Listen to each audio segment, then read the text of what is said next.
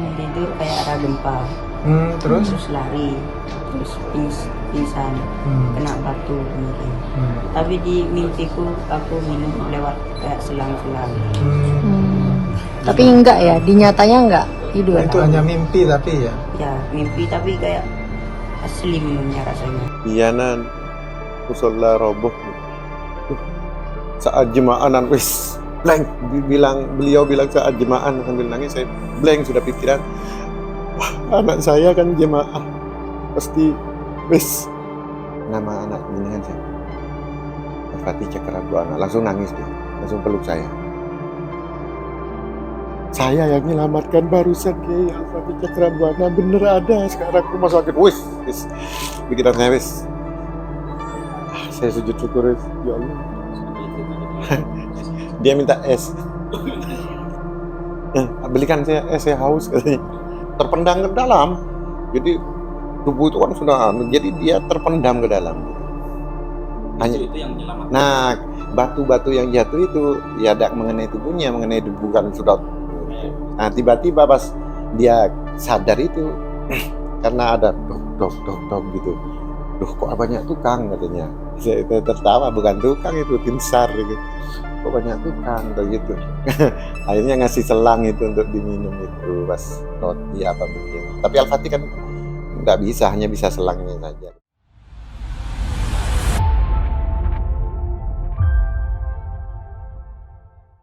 Tribuners, saat ini kami sedang berada di RSUD Notopuro di Kabupaten Sidoarjo yang merupakan tempat dirawat korban selamat dari insiden ambruknya musola Pondok Pesantren Al-Khazini yang berada di Kecamatan Buduran, Kabupaten Sidoarjo. Di rumah sakit ini salah satu yang dirawat adalah Al-Fatih Cakrabuana yang merupakan warga Bangkalan, dan Al-Fatih ini dievakuasi pada Rabu kemarin setelah sekitar 3 hari berada di dalam puing reruntuhan ambruknya musola Pondok Pesantren Al-Khazini.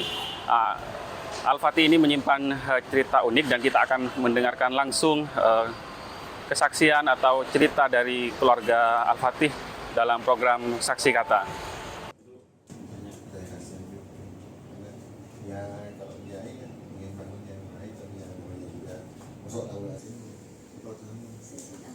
Alhamdulillah sekarang kondisinya alhamdulillah sudah baikan, dan kalau tadi dokternya dokter ortopedi sama menyarankan sudah hari ini bisa pulang. Hanya nunggu dokter anaknya saja. Ya, kalau dokter ortopedinya karena alhamdulillah tidak ditemukan masalah ya dalam tulang atau apa ya, boleh. Berarti hari ketiga nih setelah kemarin masuk hari Rabu ya? Iya. Ya, kalau kita mundur ya, pertama kali jenengan mendapat kabar bahwa musola itu ambruk, kapan itu? Saya mendapatkan kabar itu dari WA, kemudian saya telepon Romo Yai, ada Yai Muni. Yai Muni nangis. Iyanan musola roboh. Saat jemaanan wis blank. Beliau bilang saat jemaahan sambil nangis, saya blank sudah pikiran, wah anak saya kan jemaah pasti wis. Saya ambil sepeda motor sampai lupa bawa helm, bawa apa, pokoknya mancal wis. Akhirnya ditelepon sama adik, kak jangan berangkat sendiri kak, takut ada apa-apa kamu, saya susul aja, sepedanya titipkan di jalan gitu. Ini dari Bangkalan gitu? Iya, saya sudah agak jauh, sudah mau masuk ke jembatan Suramadu, tapi saya tidak bawa helm. Ya akhirnya saya balik lagi nitip sepeda. Saya mikir anak saya, duh gimana ini? Seandainya bisa saya beritahu anak saya sholat belakang atau gimana, mudah-mudahan anak saya tertidur atau gimana gitu. Tapi ternyata ya konfirmasi nampaknya anak saya jemaah. Ya Allah. Berarti itu kabar yang jenengan dapat itu setelah kejadian ya? Setelah kejadian. Asar. Enggak lama. Terus nyampe di lokasi ya? Yes. Nyampe ke lokasi saya melihat timbunan itu berharap. Itu sekitar maghrib ya sampai di sana? Iya. Tapi saya masih punya keyakinan kalau anak saya ditakdir hidup ya, insya Allah itu. Tapi saya perasaan itu ya, insya Allah masih hidup. Bapak ini kan Al-Fatih ini dievakuasi di hari ketiga nih, Hari setelah kejadian itu. hari Tentu ketiga. kan, sebagai orang tua perasaan campur aduk sebelum dievakuasi. Tapi bagaimana jenengan masih yakin apa firasat bahwa Al-Fatih masih akan hidup? Saya baca surat Al-Kahfi sebagai penenang. Dari satu hari 2 kali itu saya baca surat Al-Kahfi, mudah-mudahan anak saya. Yang saya takutkan begini, saya yakin anak saya selamat, tapi takut dia pikirannya stres, kacau gitu ya. Karena takut putus asa. Kalau dia misalkan di dalam gedung reruntuhan itu kan mestinya namanya anak-anak ya, pikirnya, duh udah ada yang nolong saya, ini siapa ya, gitu. Akhirnya stres atau gimana. Saya takut itu. Saya baca surat Al-Kahfi itu minta kepada Allah Subhanahu wa Ta'ala. Terus berkomunikasi sama petugas gitu di lokasi. Ya, sesekali. Saya tidak berani ke tempat. Saya diam aja di sana sambil berdoa. Setiap ada evakuasi hidup, aduh ya Allah, alhamdulillah, berarti ada yang hidup, berarti anak saya semakin besar harapan hidup gitu. Punya keyakinan untuk Ya. Al-Fatih selamat tetap dipegang. Iya, karena ada yang evakuasi hidup, aduh, berarti ada yang hidup. Mudah-mudahan Al-Fatih hidup. Harapan itu masih ada. Ya. Nah, pertama kali Al-Fatih dievakuasi kondisinya seperti apa ya kalau bisa? Saya tidak tahu itu, karena nama anak saya tidak ada di daftar. Jadi di evakuasi itu ada 4 nama kalau nggak salah. Tetapi menurut tim SAR itu yang diperkirakan hidup ketika itu ada 7 atau 6 ya kalau tidak salah. Nah 4 itu ada 7 ya kalau nggak salah ya. 4 itu sudah ada namanya. 2, 4, 5, 2 orang tidak ada namanya. Nah saya berharap kayak yang 4 ini sudah ada namanya, mudah-mudahan yang tidak ada namanya salah satunya anak saya, ya Allah. Saya baca selawat terus sampai munajat, ya Allah, saya namai anak saya dengan Al-Fatih itu. Saya mengamalkan banyak selawat Al-Fatih. Jadi mudah-mudahan dapat berkahnya ini. Itu dievakuasi sore nih. Malam dia setelah dia di akhir di akhir. Artinya udah berapa orang dievakuasi berhasil, saya dengar berapa orang yang sudah dievakuasi, katanya sudah 4 kan. Ya Allah, alhamdulillah ya Allah. Bu, senang hati. Walaupun pikiran sudah 4 berarti tinggal 2 lagi. Kalau 2 lagi ini tidak ada anak saya berarti. Ya senang tapi berdebar karena semakin sedikit masih harap cemas gitu. Iya. Nah, kalau pas dievakuasi berarti ketemunya jenengan itu di rumah sakit sini. Ya, ketika saya dengar, karena kebetulan yang evakuasi yang evakuasi ini kebetulan murid dari santrinya Bapak salah satunya, sehingga kenal dengan saya, sehingga tanya ke saya, Kiai, nama anak jenengan siapa? Al-Fatih Cakrabuana. Langsung nangis dia, langsung peluk saya. Saya yang menyelamatkan barusan, Kiai, Al-Fatih Cakrabuana, bener ada sekarang rumah sakit. Wis, pikiran saya wis. Saya sujud syukur, wis. Ya Allah. Sulit disampaikan. Wis, senangnya hati itu, wis, ya Allah. Saya sampai begini, Al-Fatih ini bukan anak saya aja, tapi anaknya semua wali murid. Bahkan beliau-beliau yang kehilangan anaknya, lihat saja Al-Fatih. Biar Al-Fatih nyungkem, anggap Al-Fatih anaknya. Kalau kangen ke anaknya, lihat Al-Fatih. Pertama kali komunikasi setelah dievakuasi itu, apa yang pertama kali diceritakan? Pertama kali cerita di dalam posisinya. Dia minta es. Belikan saya es, saya haus katanya. Ya Allah, orang lain sedih dia tertawa. Katanya, karena saya tidak tahu kan waktu evakuasi, saya tahunya sedih. Di sini. Iya, jadi ya Allah, sudah masih ya. Terus cerita nih, selama 3 hari itu kapalnya kan tertidur pulas gitu di bawah puing-puing langit. Ini Iya. sebuah keajaiban ya mungkin. Iya. Dia tidak bisa cerita, dia tidak ingat, gitu. Tidak ingat. Jadi Al-Fatih itu ketika sholat jemaah itu dia kan nunggu. Jadi sebelum adzan sudah di musola. Nah, karena lama gitu ya, karena mungkin yai berhalangan keluar ketika itu. Jadi yang ngimami itu mungkin ustadz ya. biasanya kalau di Buduran kan ngimami ke kiai itu istiqomah dulu. Ngimami terus gitu ya. Kecuali ada udur yang ya. Nah, waktu itu kiai udur. Nah, jadi yang mau ngimami kan biasanya lama kalau bukan kiai gitu ya. Takut itu. Akhirnya ada yang ngimami katanya. Nunggu saking lama, mungkin lama sampai ketiduran Al-Fatih itu. Ketiduran.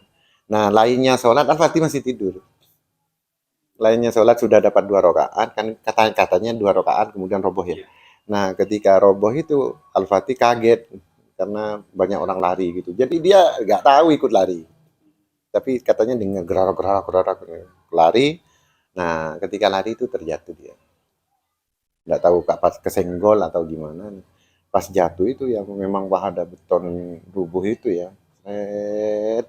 Hampir kan jatuh dia tertidur kan. Untungnya itu sekitar 30 cm ya Pak, dari atas kepala tidur itu. Itu sempit kan. Tapi tidak gencet karena terhalang oleh yang patah ini gini. Tapi ini rawan. Kalau ini kena goncangan sama sedikit jatuh ya wis salah. Untungnya ada berapa besi yang nyantol. Nah, di sini ada besi.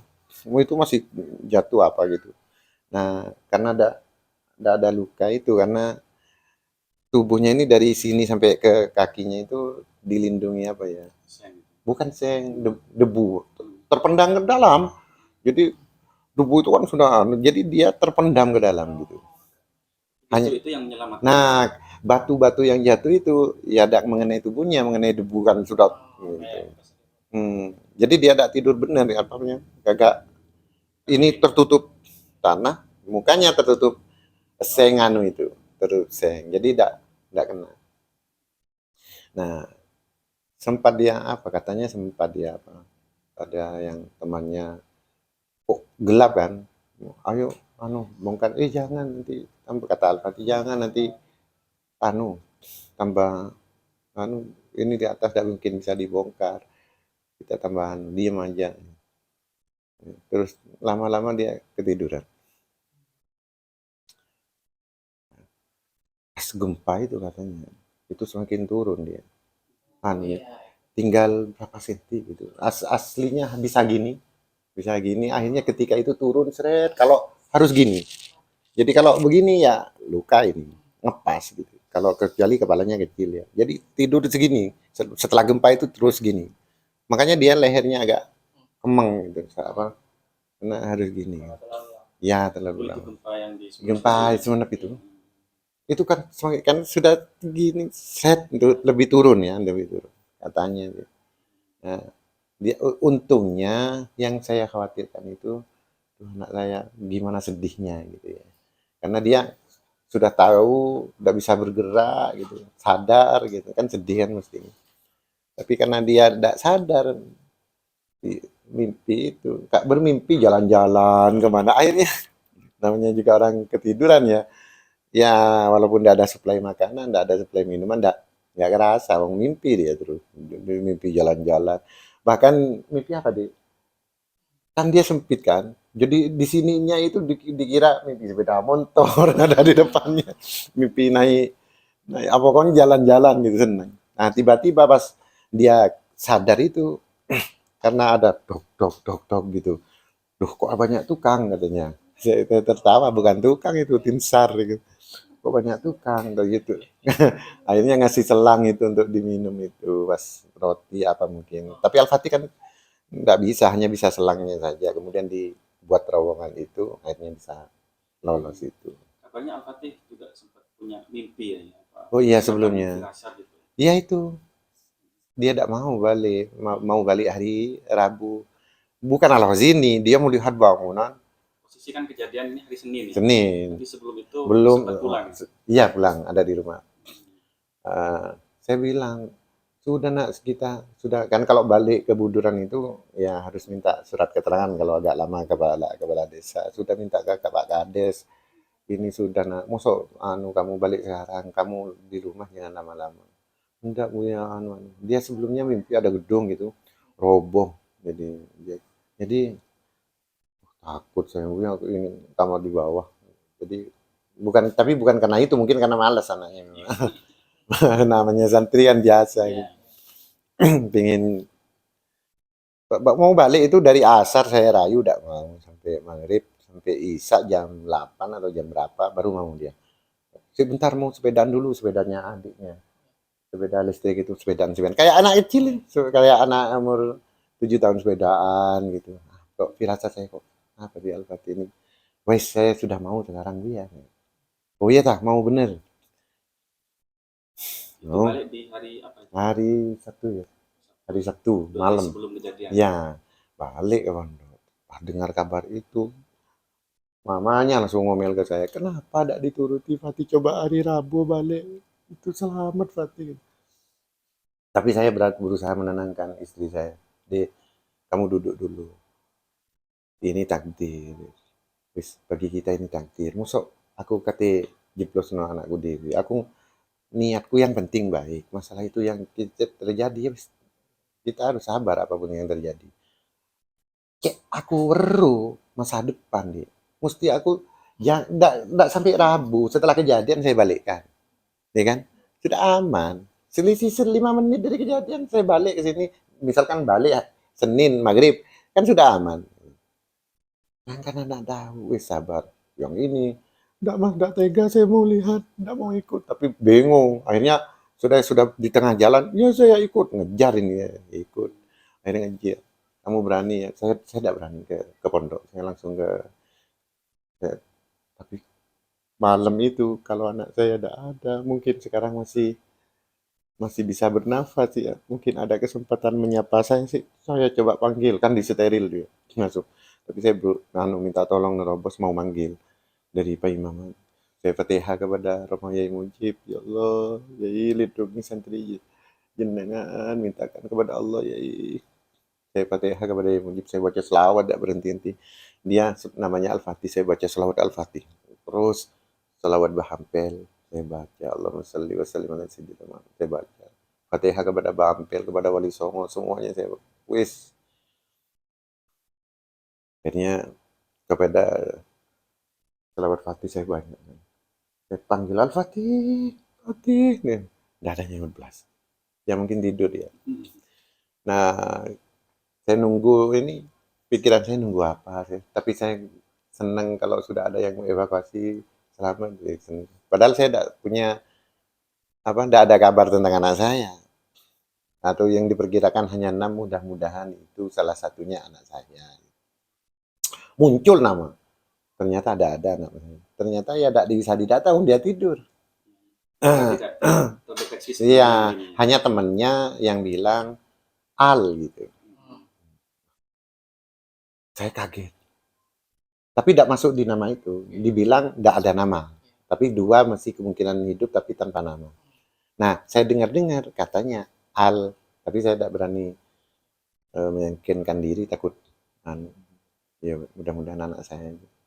Ternyata pas dievakuasi itu, ternyata benar. Ya Allah. Saya tanya periksa ketika keluar, luka apa? Enggak ada luka biasa. Hanya beset-beset waktu keluar itu loh. Enggak, kan terowongan ya. Pas evakuasinya. Iya. Kalau dari sisi mental ya, apa tidak terganggu ya? Alhamdulillah enggak. Ya, mungkin karena berkah tidur itu. Berkah tidur. Sehingga dia tidak tahu situasi yang menegangkan itu, tidak tahu. Coba dia sadar, mungkin hanya ketika tegangnya mungkin waktu dikeluarkan. Berarti ini setelah dirawat berapa hari, kapan rencana boleh keluar ya dari rumah sakit? Kayaknya kalau kan ada dokter yang menangani takut ada masalah dengan tulangnya gitu ya. Dari ortopedi, dokternya mengatakan hari ini sudah bisa pulang.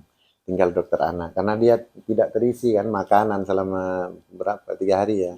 Sehingga dokter anak mengontrol semuanya. Gitu ya. Lihat nanti kayaknya.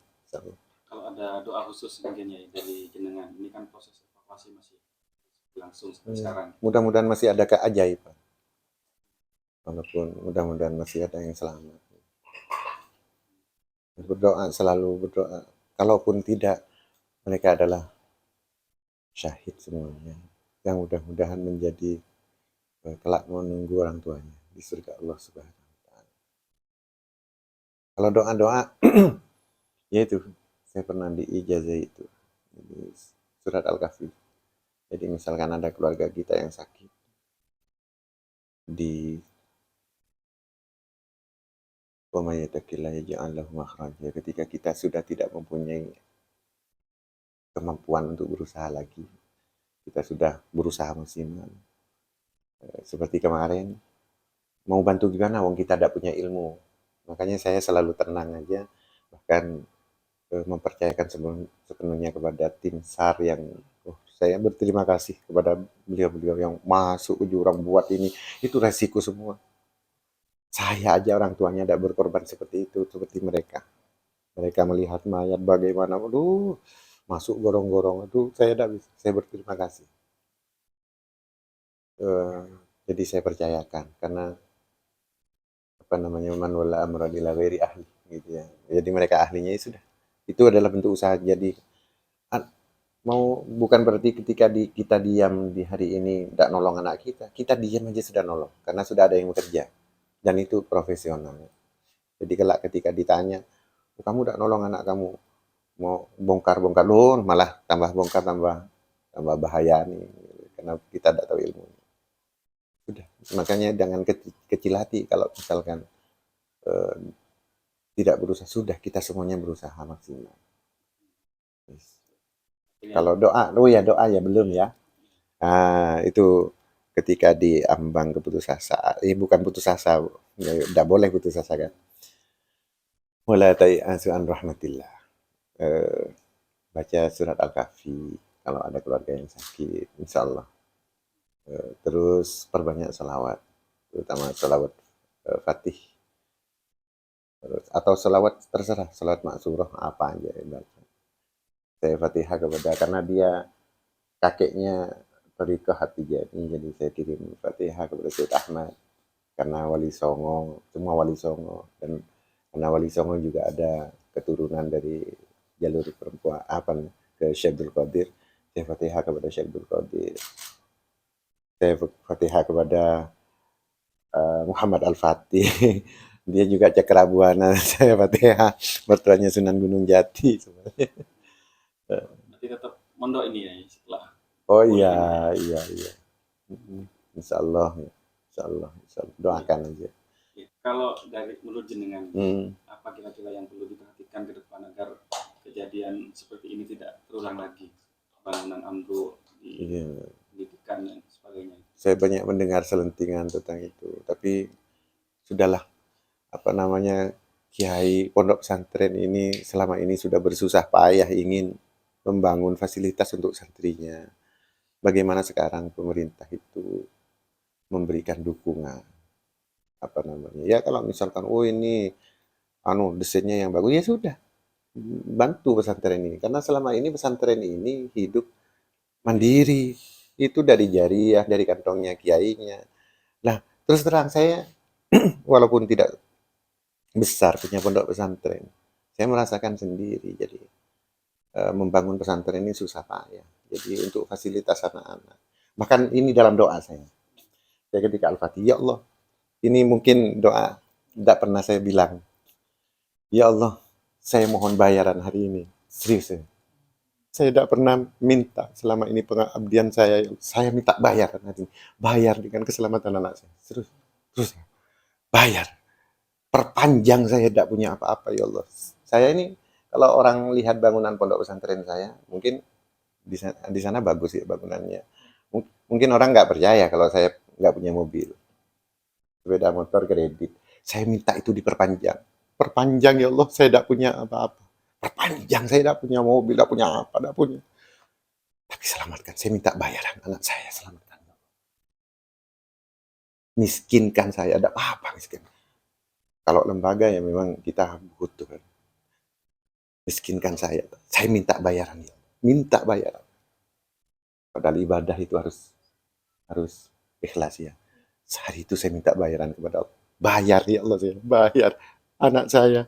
Karena anak saya ini juga akan meneruskan perjuangan. Artinya menurut jenengan dalam situasi ini tidak boleh saling menyalahkan gitu. Oh, tidak boleh. Kita ini dalam keadaan susah. Kalau misal saya tidak tega, kalau kiai saya ada yang mengatakan, kalau orang tidak punya santri, Mas, dia tidak akan merasa seorang guru. Guru itu, saya aja yang punya pesantren kecil, jangankan Al-Ghazi ini. Ketika anak pulang pondok itu sedih, Mas. Sedih. Kangen. Apalagi santri buduran yang banyak itu. Kalau Yai Salam misalkan santrinya pulang, sedih, Mas. Apalagi meninggal. Orang tua mungkin kehilangan satu anak, tapi bagi Yai Salam berapa ini yang meninggal itu? Kalau jangan meninggal, pulang pondok loh, liburan di Maulid, anak-anak salaman mau pulang. Sedih kita. Seandainya bisa dialihkan, saya ambil anak semua santri saya. Bahkan seorang kiai itu, ini yang paham itu kiai, tanya aja secara pribadi. Seorang kiai itu lebih sayang ke santri. Anak saya ini, Al-Fatih ini, dia tidak tahu baca Quran. Bayangkan, dia anak seorang kiai, pengasuh pesantren, tidak tahu baca Quran. Dia tahunya di buduran. Padahal saya ngajari anak-anak, di rumah ada semuanya sekolahnya. Diniyahnya ada, bukan tidak ada. Bahkan umum formal di rumah sampai SMA. Tapi tidak tahu baca Quran, masuk akal enggak? Anaknya kiai tidak tahu baca Quran. Tidak masuk akal. Lebih perhatian ke anaknya orang-orang. Makanya sekarang ini ya sudah saling support. Kalau pemerintah sekarang ya sudah bantu pondok pesantren dengan desain yang baik, dengan arsitek yang baik. Sehingga kiai yang selama ini sudah pusing dengan mencari biaya kok malah disudutkan. Ya sudah, sekarang jalan keluarnya gimana? Bantu diperbaiki. Ini gini, tata ruangnya yang baik, yang bersih gimana? Apalagi kita muslim, an-nadhafatu minal iman. Dibantu tata ruangnya yang baik, desainnya, layoutnya yang baik gitu. Saya di pesantren saya minta selalu dengan arsitek. Jadi, ya, gitu ya. Okay. Iya, Dek. Waktu itu adik ketiduran. Di mana itu, Dek? Di musola. Di musola.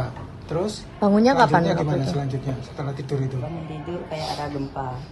Terus? Terus lari. Terus pingsan. Kena batu mungkin. Bangun-bangun kayak udah gelap. Di sebelah ada teman-teman. Aku tanya, kenapa? Musolanya roboh tadi, kayak ada gempa. Udah gitu. Terus tidur lagi? Enggak. Tanya-tanya cerita. Pas maghrib tidur.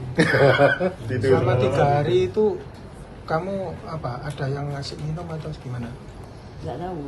Tapi di mimpiku aku minum lewat kayak selang-selang. Tapi enggak ya, di nyatanya enggak tidur. Itu hanya mimpi tapi ya. Ya mimpi tapi kayak asli minumnya rasanya. Selain mimpi minum itu, mimpi kemana aja? Jalan-jalan. Jalan-jalan kemana? Nggak tahu. Pokoknya Ke kota gitu atau ke Mekah atau gimana? Suasananya itu loh, ke masjid atau ke mana? Jalan-jalannya? kayak di jalan-jalan yang lampunya mati, peteng. Terus lurus nggak tahu gelap kemana. gitu ya. Iya, Naik apa jalan-jalannya? pickup. Tapi Fatih sempat lari ya berarti ya waktu dengar gemuruh itu, lari. Ya, tapi masih kena.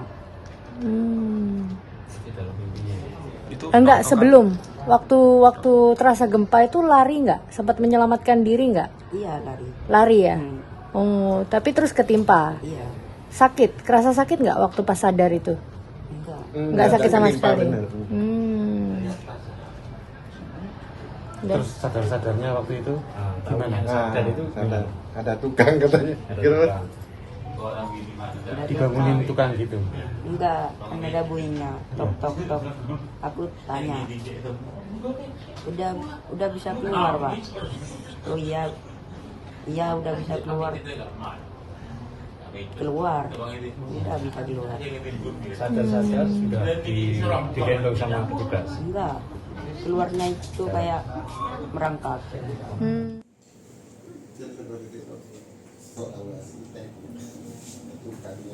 Ya, demikian Tribuners cerita dari Abdul Hanan yang merupakan ayahanda dari Al-Fatih Cakrabuana, korban selamat, salah satu korban selamat dari insiden ambruknya musola di Pondok Pesantren Al-Hozimi Kabupaten Sidoarjo.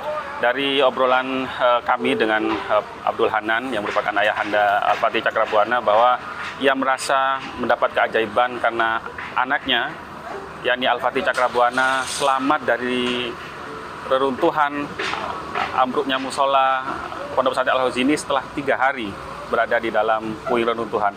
Dan Abdul Hanan berharap kejadian ini tidak saling menyalahkan, namun introspeksi masing-masing. Dan sebagai informasi Tribuners, saat ini tepatnya pada Jumat 3 Oktober siang ini masih ada 7 orang atau 7 santri yang korban selamat yang masih dirawat di RSUD Notopuro Sidoarjo. Demikian Tribuners. Download Tribun X sekarang, menghadirkan lokal menjadi Indonesia.